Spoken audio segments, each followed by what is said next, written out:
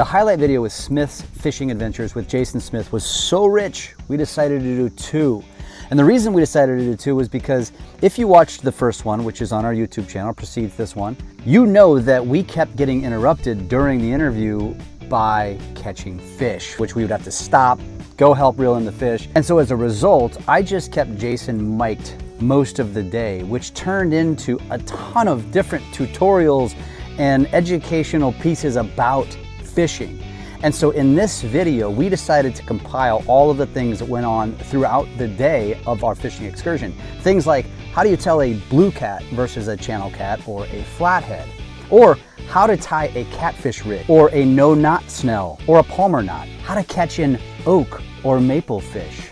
He gives rods, reels, equipment, live scope recommendations for you and your boat. And we talk about how to avoid being stung or needled or barbed by a catfish. All of this and a bunch more in this video, so check it out.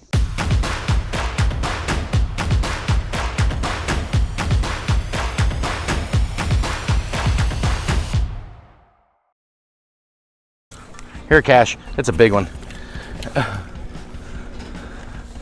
Now we're catching some fish.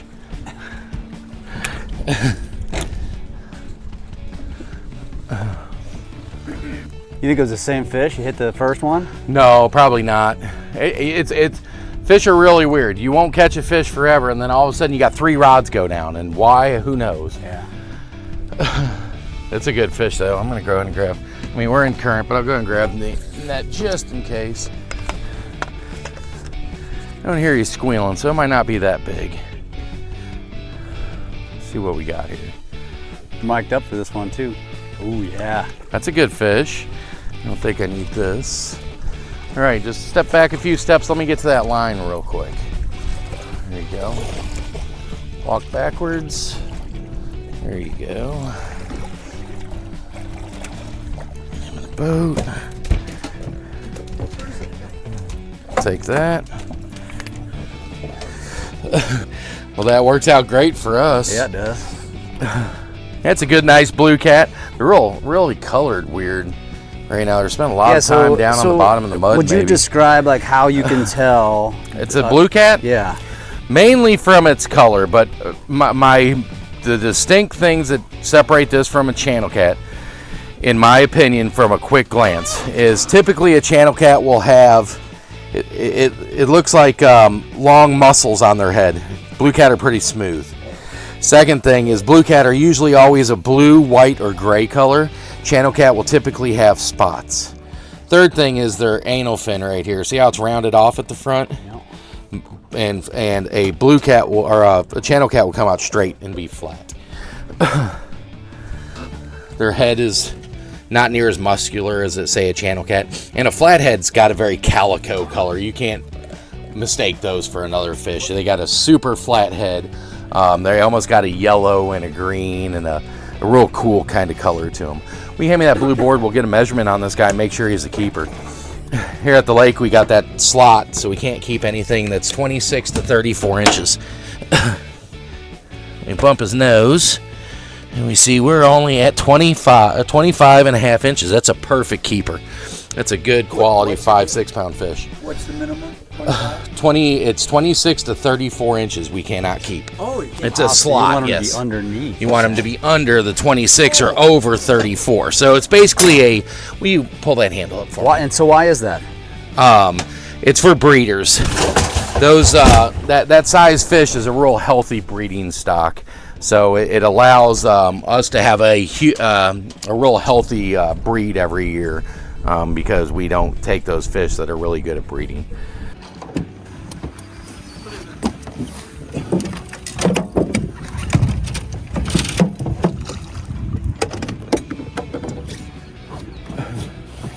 All the dots?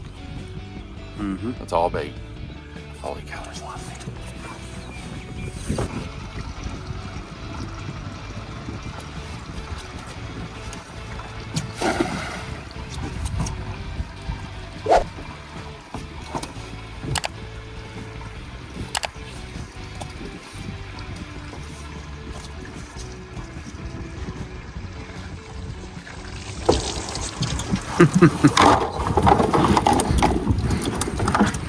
That's awesome.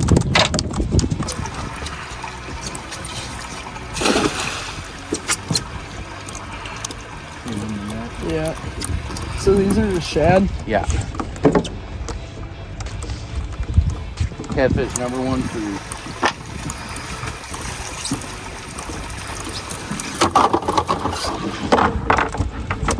Oh, the net, they'll just run right out of it. What is it, that water temperature moving up? The hotter it gets, the faster fishing is. Kind of got to think of it like that. Yeah. Whenever their metabolism's all hot, they'll chase baits. You know, that's why crappie trolling's only good during the summer. Because, you know, that's a log in 8 foot. So, I mean, they're decent sized fish, but those are the shadows, and that's the fish. So, see, there's a big shadow right there. There's a fish causing that shadow. All right, I'm going to tie my catfish rig for you. I'm using a sinker slide. Pretty heavy, big. I like the green. It's about a 2-inch sinker slide.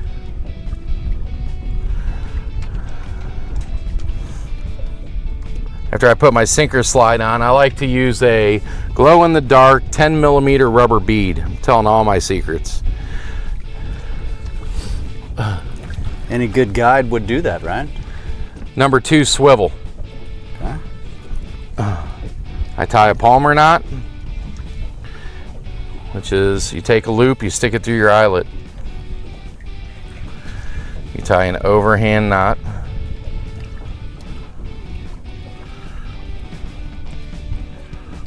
And pull it tight. You grab your bait, in this case my swivel, and my tag line, and pull it through that loop and pull it tight. It's a bass knot, but it allows me to get 2 wraps around my eyelet. I cut off all my tag lines as close as I can so I don't get any hang up when my bait's spinning. Cash, you watching the poles? All right. I'm using a 5-ounce sinker today. 5-ounce bank sinker. I'm going to tie my leader. I'm using 40-pound mono for my main line and my leader. I tie a no-knot snell. You take your line and you stick it in from the front. I pinch that line and I start wrapping. Sorry.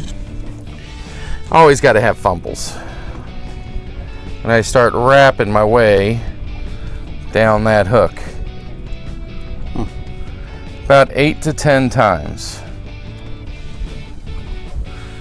I take the long part of the line, I come through the back of the hook. Cinch it down, and that's a no-knot snell. Let me see that up close. Cool, nice. Then I tie this line to my swivel with the palmer knot. So once again, I stick a loop through the eyelet. I tie an overhand knot. Whoop. Pressuring on the camera. I know, right? Stick my fingers through and I pull my bait and my tag line through that loop. And then I pull everything tight. Both these knots can be found on any social media platform to learn how to tie them. Well, now they're going to find it on ours. Well, there you go. Palmer knot. 50% of the time I will put a peg float on here. This time I'm not going to rent a peg float. We're in current, and I think these baits don't need a float when we're in current. I'm going to bait this up with some shad and get it back out. All right, let's do it. What kind of fish is this? This is oak fish. Maybe maple. You never know around here. We've got a ton of rain this week and so much debris flowing down the lake. It's about half of what you catch. Oh, she broke off. Yep, right in the middle of our other lines too. You got it. You got it. Get that fish. There you go. I think we found the secret spot. It's called putting the microphone on. There you go, right? Is that all you did was turn the microphone on and we caught a fish? Start catching fish. The microphone might not have to go off the rest of the day. I would agree. It's the same spot. Yep. Was it the same pole? Yeah, five? it was one of those two poles. Well, it could be it's shallower over there, a little bit less current. Maybe they're pushed up against that bank. After we get done doing our thing, maybe we'll shift over just a little bit. And there we go. That's another good box fish. Same thing, Cash. Couple steps backwards. Hand me the line.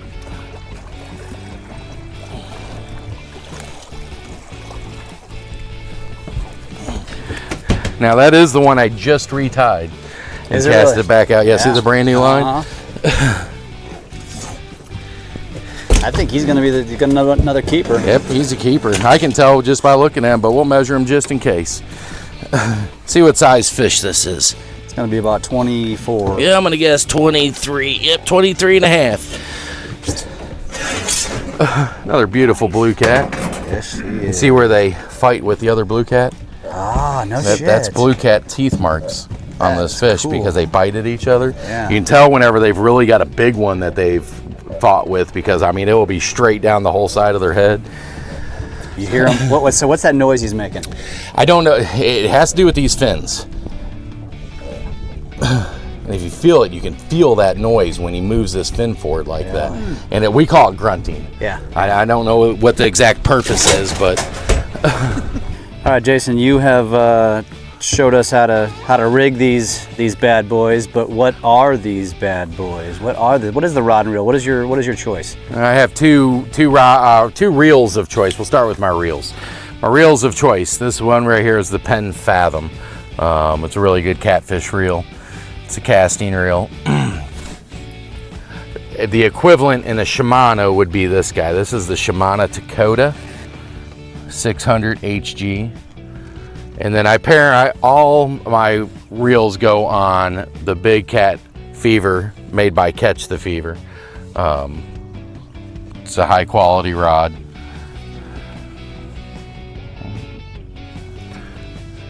I use the foam and the cork handles. However, I do prefer the cork. I get a lot of slime, a lot of scales on them. It's a little easier for me to clean.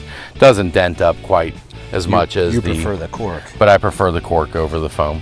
I have both. I believe these ones were given to me by Big Cat Fever, but I use multi-bar rod racks. That's probably one of my most important pieces of equipment in my boat. These rod racks are very versatile. We hit world records with these at 6 miles an hour, and they do not move. I mean, they are literally stuck in place. I mean, 100 and how many pounds? 164 pound, 13 ounce spoonbill came on that rod rack right over there. And in case you didn't see our other video, that is a world record. That is a not world record. A Missouri record. We hit these fish so much. If you can look at this one particular post, that's 1/2 inch steel that we bend hitting these fish. And if I remember right, we actually caught the world record on, we were going downstream, right hand side, this rod rack right here, I believe is the one the world record came off of. You hear that? You hear that, Oklahoma? It's bent. Poor Oklahoma. That's awesome. And what boat are we standing on right now? I fish out of a Sea Arc Pro Cat 240. It's my boat of choice for catfishing and snagging. I also have another boat, but this is the boat I fish out of 95% of the time.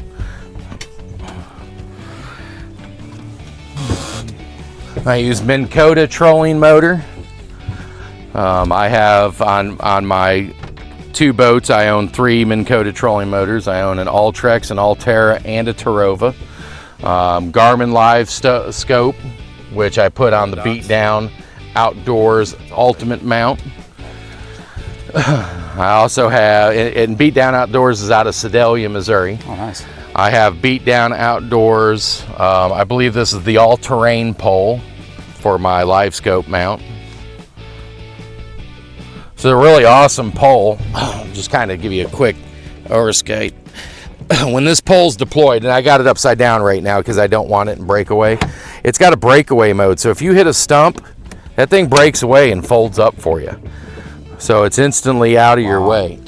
So it can't screw it up. So you really can't break it, right? You know, and right now I have it in a mode, so I got it flipped upside down because I'm in current. I can't get it to move. It is just stuck. So it's got two modes. You can either get it where it breaks away or get it where it don't break away. Absolutely love it. Beat Down is, I'm very impressed with their products. Other than that, I'm a Humminbird guy. I use the Humminbird Apex 16-inch graph. The Humminbird Apex is probably my #1 tool to find fish. It's I can't say enough about Humminbird products. I help set up Humminbird products and boats, and I can train you how to use your Humminbird product if it's something you're interested in. Yeah, that's a. What's the size of that screen right there? This one's a 16. I don't think I can get much bigger than that. I won't be able to see out my front windshield. That's amazing, man. Good stuff, brother. Well, I say with all of this gear, we have no excuses not to catch more fish. Yeah, I think we'll be catching some fish today. All right, let's do it. All right, Cash, grab one of those. Grab one of those fish. Grab it from the back. Fold that fin down and squeeze those soft spots. Set him right here. I'm going to show you something about these catfish. You might want to come here for a second. Catfish are a pretty gnarly fish, okay? So here's why we're so careful with catfish.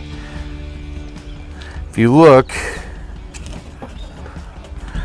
at these fins, you can see it sticking out right here, that little white thing. That's a needle. And if you look right here, you can feel it. They're barbed. So if this needle gets in your skin, those barbs will just stick and hold. So they're real dangerous. So the best way to deal with them is grab them, fold this fin down. There's two soft spots right here. You just squeeze those soft spots as hard as you can. And then you're protecting yourself from this one, and then keep it away from your body. And that's the best way to grab those fish. Like that? Yep, just like that.